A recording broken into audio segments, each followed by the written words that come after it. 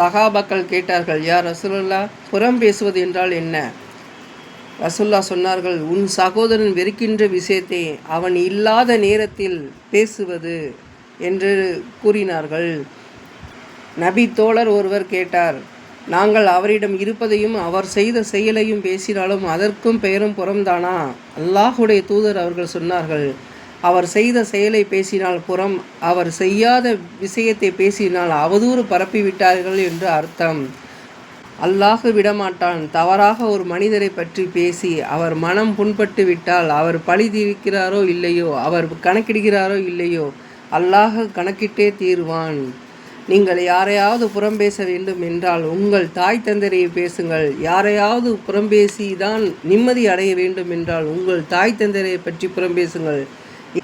ஏன் தெரியுமா? உங்களுடைய நன்மைகளுக்கு மிக உரித்தானவர்கள் அவர்கள்தான். உங்கள் நன்மைகளை பங்கு வைக்கிறீர்கள் புறம்பேசி. அதை உங்கள் தாய் தந்தைக்கு கொடுங்கள்.